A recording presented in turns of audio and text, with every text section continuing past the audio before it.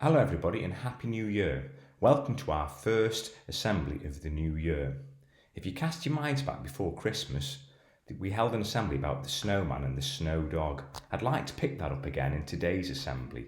I'd like us to encourage us all to make a New Year's resolution, if you like, a bit of a promise. Let's try and all be that little bit kinder this year than we were last year. Let's colour our world with kindness.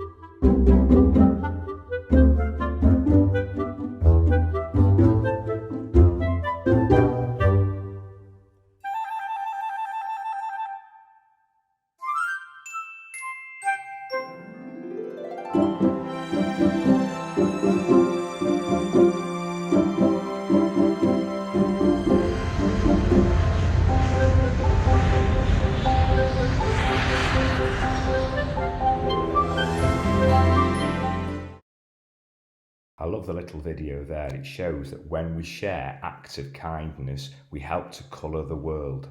I'd like to share a couple other things with you now at the moment, some special symbols. There's one that I'm sure we all recognise. It's our school badge symbol. Our school's all about showing thoughtfulness and respect. That's another way of saying being kind. Here's one lots of us will recognise at the moment. It's the symbol for Teams.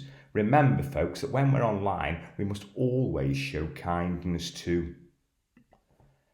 There's a symbol to ask us to reduce, reuse and recycle. Let's all make 2021 the year when we're even kinder to our planet. The World Wildlife Fund, that's the symbol for them. There's that panda. Let's make sure we're kind to animals, to all living things. Here's another symbol as well that some of you might remember from before Christmas.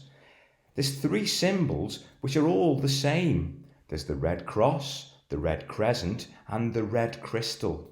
They're all symbols of the International Red Cross movement. We live in a world crowded with signs and symbols. If I asked you whether you recognise these symbols, I think most of you would say yes. But what if I asked you what they mean? It's a sign of first aid. It's the sign that help is at hand. Hope. I think it means hope. These symbols, or emblems, can mean many things to many people, so let me explain what they mean to all of us. In one word, protection. The Red Cross, Red Crescent and Red Crystal are symbols of protection that international law gives to the wounded and sick and those caring for them in armed conflict. They tell those fighting that they must not attack anyone or anything that displays them.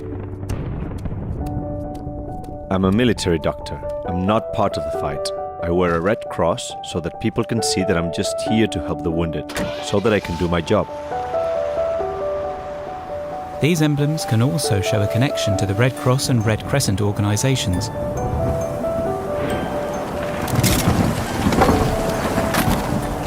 As As a Red Crescent volunteer, I help people during emergencies like an earthquake or in times of war. When people see the emblems, they know we are humanitarian, that we help people purely based on need. The emblems aren't religious symbols, they serve humanity, and it's important that everyone understands their meaning.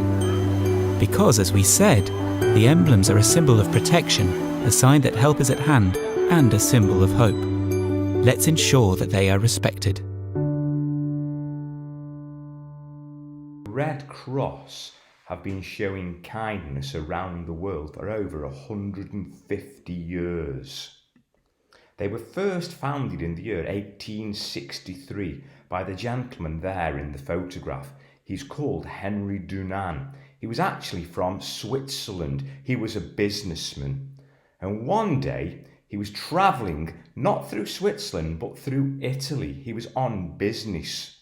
And as he travelled through Italy, he came across a town called Salafino, and just outside this town there was a terrible, terrible battle raging between France and Austria, and hundreds of soldiers were getting injured. Many lay wounded and dying on the battlefield, and the medics from both sides were trying very hard to look after the injured soldiers, but they were getting overwhelmed. This is where Henry Dunant had a great idea. He decided that what he would do, he'd set up his own special hospital, and he set it up just outside the town. What was remarkable about Henry Dunant, though, was that he didn't just treat soldiers from one side, he treated the soldiers from both sides. After the war had finished and Henry Dunant returned to Switzerland, he wrote a book all about his adventures and the things that he'd done. Then the next year, in 1864, there was a very, very important meeting that took place in the town of Geneva. That's in Switzerland. And at this meeting, all the countries of the world signed a very important piece of paper. It was called the Geneva Convention. And they agreed then that it would then become law that no matter what side a soldier had fought on, they would make sure that they would look after whoever's soldiers might have been hurt. So, for example, in the Second World War, the British looked after the German soldiers and the Germans looked after the British soldiers. And today, the Geneva Convention still makes sure that soldiers and other people get treated properly. Often, the people who look after the soldiers are the Red Cross themselves. They do lots and lots of really important work. The British Red Cross is part of the world's largest humanitarian network, the International Red Cross and Red Crescent movement. We work with the International Committee of the Red Cross, as well as the International Federation of Red Cross and Red Crescent Societies. Here in the UK, every year we help over 9,000 people affected by emergencies, providing everything from sandbags and supplies to emotional support. And when crisis forces people apart, we help bring them back together. Last year we helped reunite over 2,000 refugees with their families.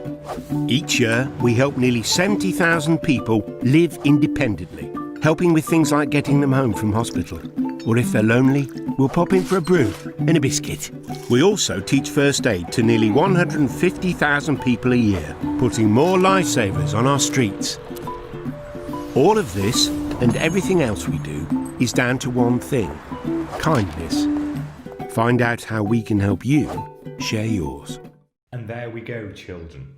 A little bit of information about the Red Cross. And now, just to end my assembly, I'd like to share these key messages with you.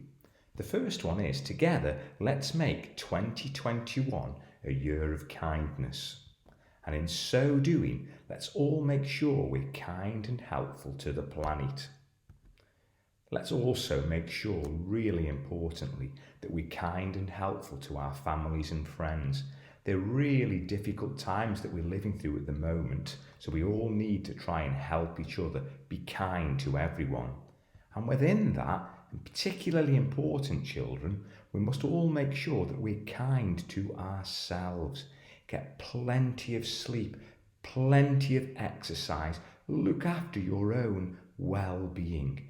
Let's make 2021 a year of kindness.